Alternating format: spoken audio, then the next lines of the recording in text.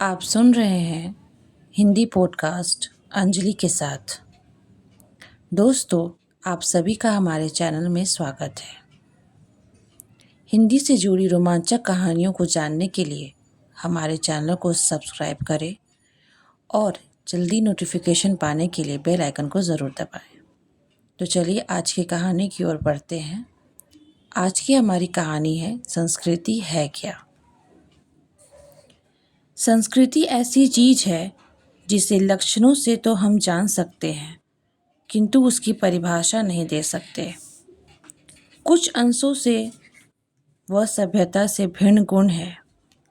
अंग्रेजी में कहावत है कि सभ्यता वह चीज है जो हमारे पास है, संस्कृति वह गुण है जो हमें व्याप्त है। मोटर, महल, सड़क, हवाई जहाज, पोशाक और अच्छा भोजन, ये तथा इनके समान सारी अन्य स्थूल वस्तुएं संस्कृति नहीं, सभ्यता के समान है। मगर पोशाक पहनने और भोजन करने में जो कला है वो संस्कृति की चीज है।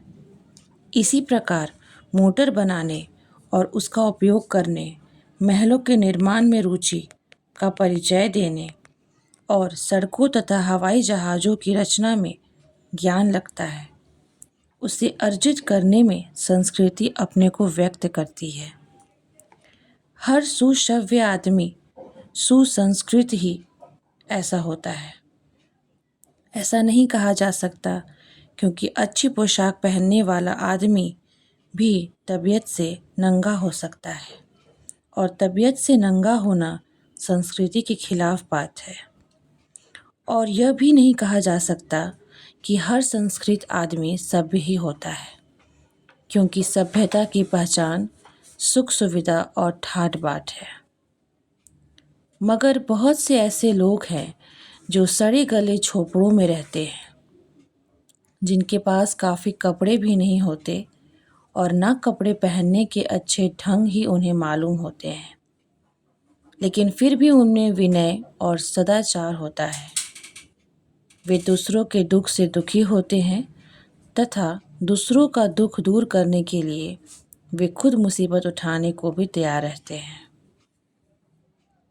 छोटा नागपुर की आदिवासी जनता पूर्ण रूप से सभ्य तो नहीं कही जा सकती, क्योंकि सभ्यता के बड़े बड़े उपकरण उसके पास नहीं हैं, लेकिन दया, माया, सच्चाई और सदाचार उसमें कम नहीं है।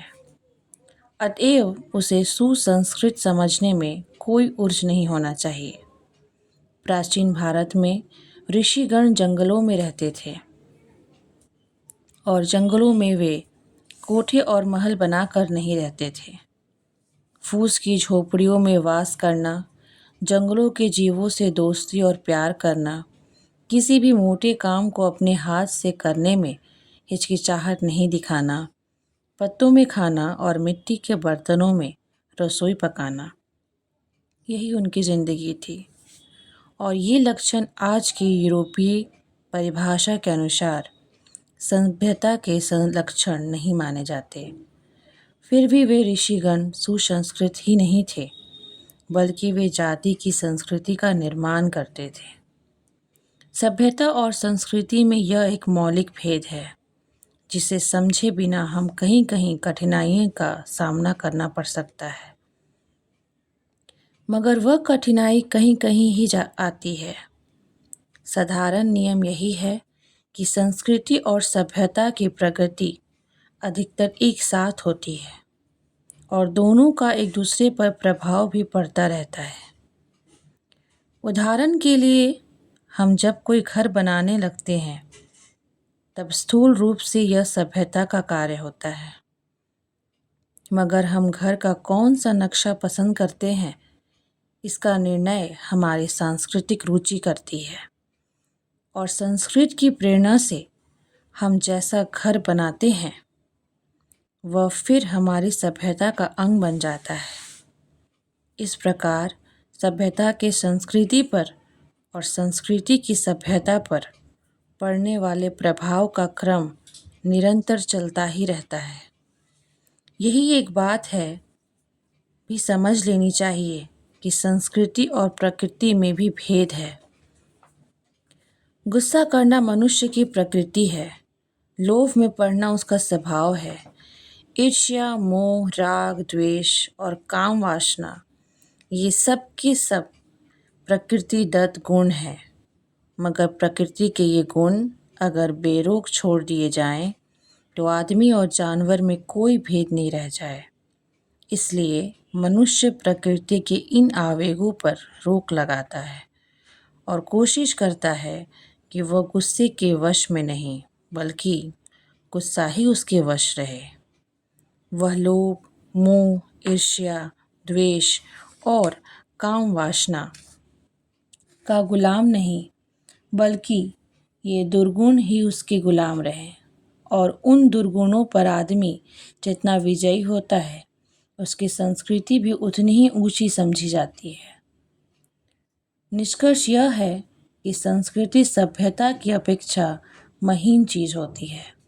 यह सभ्यता के भीतर उसी तरह व्याप्त रहती है जैसे दूध में मक्खन या फूलों में सुगंध, और सभ्यता की अपेक्षा यह टिकाऊ भी अधिक है, क्योंकि सभ्यता की सामग्रियां टूट फूट कर विनष्ट हो जा सकती है, लेकिन संस्कृति का विनाश उतनी आसानी से नहीं किया जा सकता। एक बात और है कि सभ्यता के उपकरण जल्दी से बटोरे भी जा सकते हैं, परंतु उनके उपयोग के लिए जो उपयुक्त संस्कृति चाहिए वह तुरंत नहीं आ सकती। जो आदमी अचानक धनी हो जाता है या यकबक किसी ऊंचे पद पर पहुंच जाता है, उसे चिढ़ाने के लिए अंग्रेजी में एक शब्द है, अपस्टार्ट है। अपस्टार्ट का लोग बुरा मानते हैं और इसलिए बुरा नहीं समझते कि अचानक धनी हो जाना या यकबयक ऊंचे पद पर पहुंच जाना कोई बुरी बात है, बल्कि इसलिए कि धनियों तथा ऊंचे ओहदे वालों की जो संस्कृति है वह तुरंत सीखी नहीं जा सकती। इसलिए ऊंचे ओहदों पर पहुंचा हुआ व्यक्ति यदि पहले से अधिक विनयशील ना हो जाए तो वह चिढ़ाने लायक हो जाता है। संस्कृति ऐसी चीज नहीं जिसकी रचना 10, 20 या 100, 50 वर्षों में की जा सकती हो। अनेक शताब्दियों तक एक समाज के लोग जिस तरह खाते पीते, रहते सहते, सोचते समझते और राजकाज चलाते अथवा धर्म कर्म करते हैं, उन सभी कार्यों से उसकी संस्कृति उत्पन्न होती है। हम जो कुछ भी करते हैं उसमें हमारी संस्कृति की झलक होती है। यहाँ तक कि हमारे उठने बैठने, पहनने ओढ़ने, घूमने फिरने और रोने हंसने में भी हमारी संस्कृति की पहचान होती है। यद्यपि हमारा कोई भी एक काम हमारी संस्कृति का पर्याय नहीं बन सकता।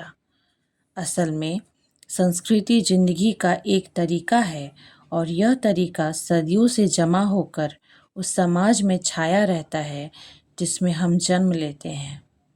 इसलिए जिस समाज में हम पैदा हुए हैं अथवा जिस समाज से मिलकर हम जी रहे हैं, उसकी संस्कृति हमारी संस्कृति है।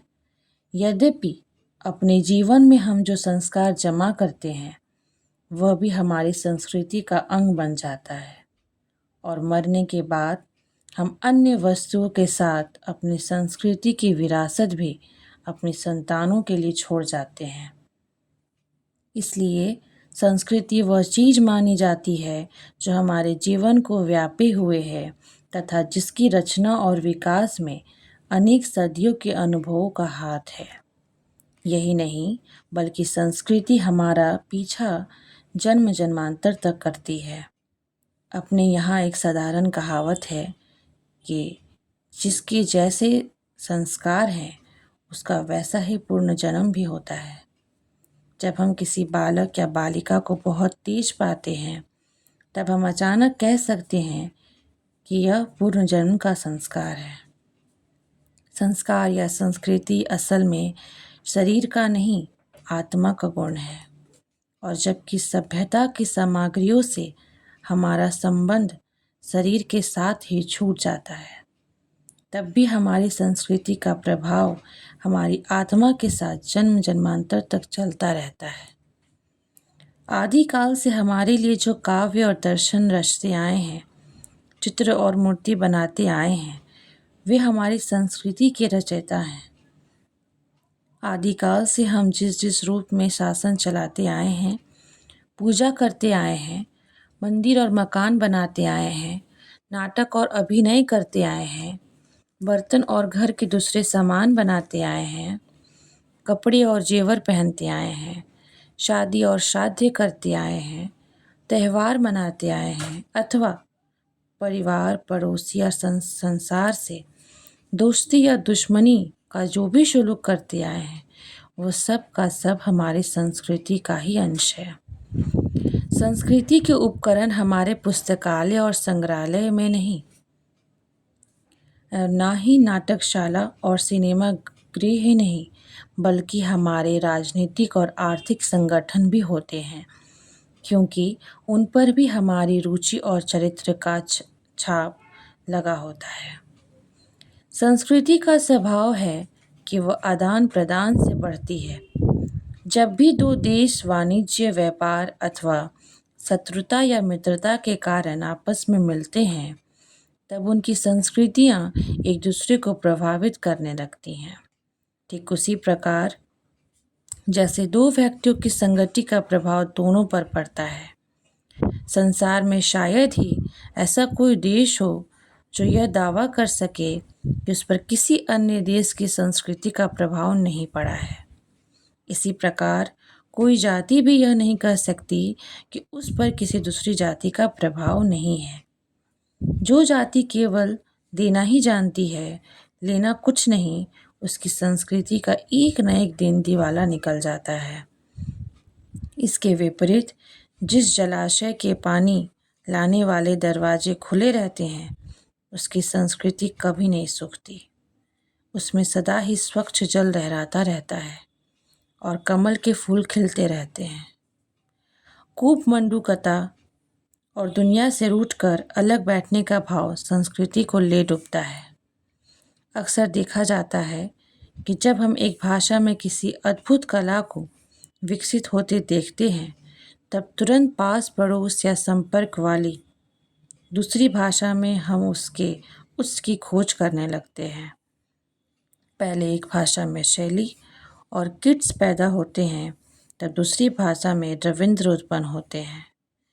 पहले एक देश में बुद्ध होते हैं, तब दूसरे देश में ईसा मसीह का जन्म होता है। अगर मुसलमान इस देश में नहीं आए होते तो उर्दू भाषा का जन्म नहीं होता और ना मुगल कलम की चित्रकारी भी यहाँ पैदा हुई होती। अगर यूरोप से भारत का संपर्क नहीं हुआ होता तो भारत की विचारधारा पर विज्ञान का प्रभाव देर से पड़ता और राम मोहन राय, दयानंद, रामकृष्ण परमहंस, विवेकानंद और गांधी में से कोई भी सुधारक उस समय जन्म नहीं लेते जिस समय उनका जन्म हुआ। तब भी जो दो जातियाँ मिलती हैं, उनके संपर्क या संघर्ष से जिंदगी की एक नई धारा फूट निकलती है और जिसका प्रभाव दोनों पर पड़ता है। आदान प्रदान की प्रक्रिया संस्कृति की जान है और इसी के सहारे वो अपने को जिंदा रखती है।